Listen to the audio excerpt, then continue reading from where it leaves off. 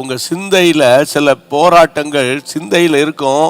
அது ஒரு சிறை மாதிரி உங்களை போட்டு வாட்டி வதைச்சிக்கிட்டு இருக்கும். இந்த டிப்ரெஷனுக்குள்ளே போயிட்டீங்களா, அது இப்படி நடந்து போச்சா, ஃபேமிலி உடைஞ்சி போச்சா, அல்லது உங்களுக்குரியவங்க மரித்து போயிட்டாங்களா, நீங்கள் தனிமையில் இருக்கீங்களா?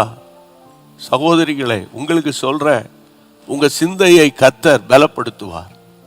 இப்படி செய்யலாமா, இப்படி செய்யலாமா, இப்படி பண்ணிடலாமா, இப்படி செஞ்சிடலாமா, இல்லை அப்பா ஒன்று சொல்லுவாங்க, அம்மா ஒன்று சொல்கிறது. வீட்டில் சம்பாதிக்கிற ஆள் பேச்சு தான் கொஞ்சம் தலை தூக்குன்னு வைங்களேன்.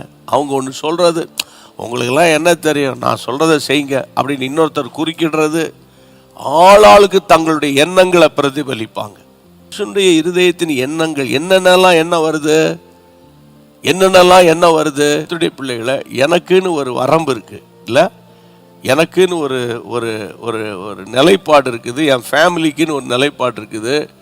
ரெண்டாவது எனக்குன்னு ஒரு உங்களுக்குன்னு ஒரு ஸ்டாண்டர்ட் இருக்குது, இல்லை ஒவ்வொருத்தருக்கும் கர்த்தர் ஒரு நிலைப்பாடை வச்சிருக்கிறார். அந்தந்த நிலைப்பாடுக்கு ஏற்ற மாதிரி நம்ம வாழ்க்கை அமைக்கணும். ஆண்டவர் சொன்னார், என் நாமத்தினால எதை கேட்டாலும் செய்வேன். ஒரு அம்மாவுக்கு ஒரு புருஷன் சொல்கிறார், ஒரு கிரவுண்டு இடம் ஒன்று வருது, நம்ம வாங்கிடுவோம். அதெல்லாம் கிடையாது, எனக்கு 5 கிரவுண்டில் ஒரு இடத்தை ஆண்டவர் தருவேன்னு சொல்லியிருக்கிறாரு அப்படின்னு சொல்லிக்கிட்டு அவங்க உள்ளதும் போச்சு. நல்லா கவனிக்கணும். இன்னைக்கு தெய்வீக ஞானம் இன்னைக்கு ரொம்ப முக்கியம். பைபிள் படிக்கிறீங்க, கூட்டத்துக்கு போகிறீங்க, மற்றவங்களுக்கு நம்ம போதிக்கிறோம், ஜெபம் பண்ணுறோம், டெய்லி சொன்னதையே திரும்ப திரும்ப சொல்லி ஜெபம் பண்ணிக்கிட்டு இருக்கிறோம். அது ஒரு பக்கம். உங்கள் எண்ணங்கள் எப்படி இருக்கியா? இப்போ இந்த பிரசங்கத்தை பிரசங்கித்து கொண்டிருக்கிற நான், இந்த பிரசங்கத்தை கேட்டு கொண்டிருக்கிற நீங்கள் வீணான எண்ணம் கொண்டு இருக்கிறோமா?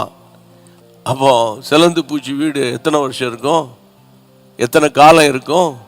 யோசித்து பாருங்க. வீணான எண்ணம். ஆமாம், நினைப்பை பொழப்ப கெடுக்குதுன்னு சொன்னா மாதிரி எமோஷனலாக பிரசங்கம் பண்ணிடுது. உனக்கு கர்த்தர் 2 பண்ணுறார், இதை பண்ணுறார், அந்த இமேஜினேஷன்லேயே அப்படியே மிதந்துக்கிட்டே சிலர் அலையிறாங்க. நான் உங்களுக்கு சொல்கிறேன், கர்த்தருடைய பிள்ளைகளை, கந்தையானாலும் கசைக்கு கட்டு, கஞ்சானாலும் தோத்திரம் பண்ணி குடி. அப்போ காலமெல்லாம் கஞ்சி குடிக்கிறது தேவ சித்தமா? இல்லை இல்லை.